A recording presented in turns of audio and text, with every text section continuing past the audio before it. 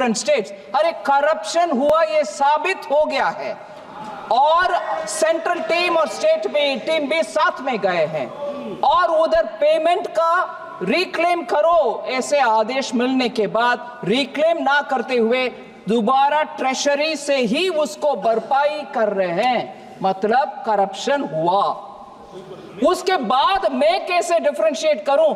पूर्व मेदिनीपुर में नहीं हुआ, नॉर्थ बंगाल में हुआ नहीं, साउथ परगाना 24 परगाना में, मैं कैसे तय करूं? मैं कैसे तय करूं मैडम? और तय भी करूं, किसको मान्यता होगा? बंगाल चुपचाप अगर मानते हैं तो भी बाकी स्टेट्स मुझके ऊपर को गुस्सा नहीं करेंगे। ये आप कौन होते हो करने के लिए?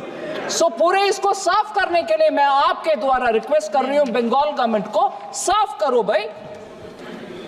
फिर आते हम, जितना भी प्रश्न उठाया गया उसको स्पष्टीकरण दो, एक्शन में दिखाओ, फिर कौन रोकने वाले हैं? आपके पैसा बिल्कुल देंगे, आपके पैसे देंगे।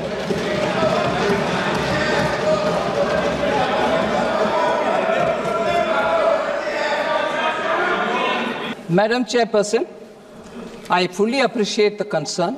Our intention is not to put anybody to difficulty. But strictly, if you allow me 1 minute of indulgence, for the political observation which honorable member has made, आप जब तक ये करते रहोगे आपका सीट नहीं मिलेगा बंगाल में। मान लो ये सच है, फिर आपको क्या दिक्कत हो रही है भाई? खुश रहो, पूरे जीतो, पूरे आराम से बैठो ना। हो रही है दिक्कत, जनता देख रही है, गरीब के पैसा किसके हाथ में जा रहे, पार्टी वर्कर्स में हाथ में जा रहे, ये अभी खुलासा हो गया है, इसीलिए दिक्कत हो रही है उधर, इसीलिए दिक्कत हो रही है। और जब हम उसके लिए तैयार हैं, आते हैं स्टेट में, आपके टीम के साथ ही जाते हैं, अकेला नहीं जाते हैं। आपके टीम साथ में रहने के बाद भी दिखता है कि घपला हुआ,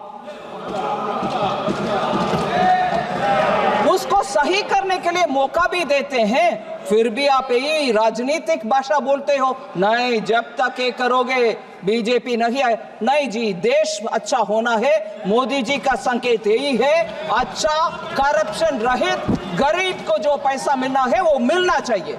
जहां घपला होते हैं हम साथ नहीं रहने वाले हैं।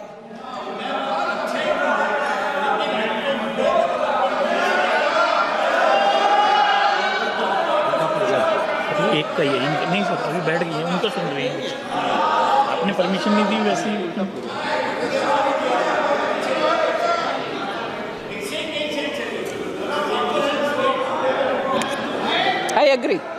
I agree on that. क्योंकि एक व्यक्ति के लिए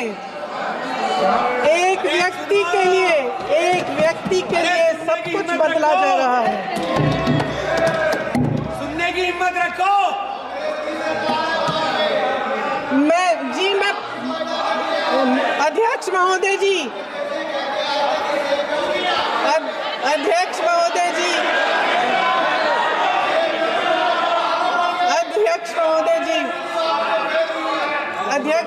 जी, अडानी जी को सारे कोल्ड स्टोरेज प्रदेश की सरकार ने नहीं दिए।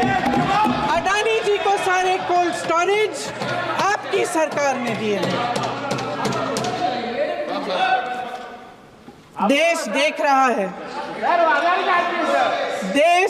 रहा है कि एक व्यक्ति को बचाने के लिए 142 करोड़ देश की जनता को नकारा जा रहा है। सारे बिजनेस, सारे संसाधन, सारी दौलत, सारे मौके एक ही व्यक्ति को सौंपे जा रहे हैं। सारे बंदरगाह, एयरपोर्ट्स, सड़कें, रेलवे का काम, कारखाने, खदाने, सरकारी कंपनियां सिर्फ एक व्यक्ति को दी जा रही है। जनता के मन में हमेशा ये विश्वास होता था कि अगर कुछ नहीं है तो संविधान हमारी सुरक्षा करेगा, मगर आज आम लोगों के बीच ये धारणा बनती चली जा रही है कि सरकार सिर्फ अडानी जी के मुनाफे के लिए चल रही है। देश में बहुत तेजी से गैर बराबरी बढ़ रही है। जो गरीब है वो और गरीब हो रहा है, जो अमीर है वो और अमीर हो रहा है।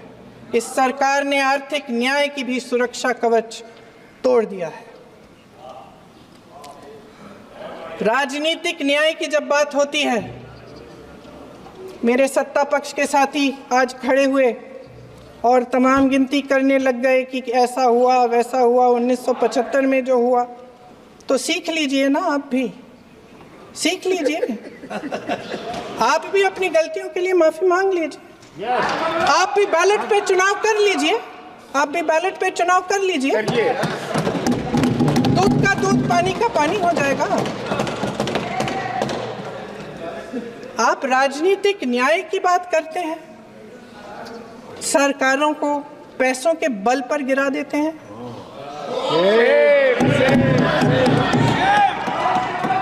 मेरा आग्रह है कि अपन संविधान में सकारात्मक बोले।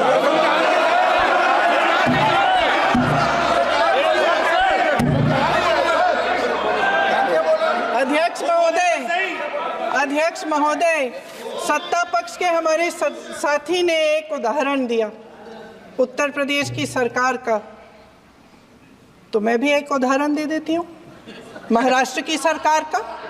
मैं भी एक उदाहरण दे देती हूँ हिमाचल की सरकार को तोड़ने की कोशिश किसने की, पैसों के बल पे की, गोवा की सरकार।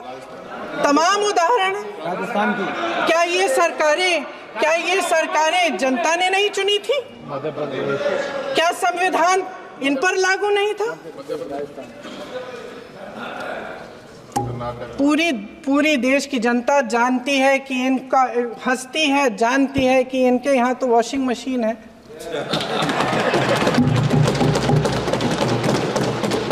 जो यहाँ से वहाँ जाता है वो धुल जाता है। इस तरफ दाग, उस तरफ स्वच्छता। और मेरे कई ऐसे साथी हैं जो इस तरफ होते थे उस तरफ चले गए, मुझे दिख भी रहे हैं, वॉशिंग मशीन में शायद धुल गए हैं। अध्यक्ष महोदय, जहां भाईचारा और अपनापन होता था, जहां हमारे संविधान ने एकता का सुरक्षा कवच दिया था, वहां शक और घृणा के बीज बोए जा रहे हैं। एकता का सुरक्षा कवच तोड़ा जा रहा है। प्रधानमंत्री जी यहाँ सदन में संविधान की किताब को यूं माथे से लगाते हैं, लेकिन संभल में, हाथरस में, मणिपुर में जब न्याय की गुहार आती है, उठती है, तो उनके माथे पे शिकन तक नहीं आता।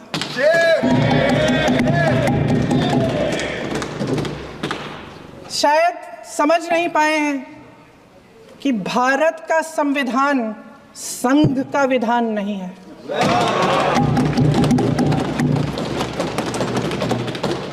भारत के संविधान ने हमें एकता दी, हमें आपसी प्रेम दिया।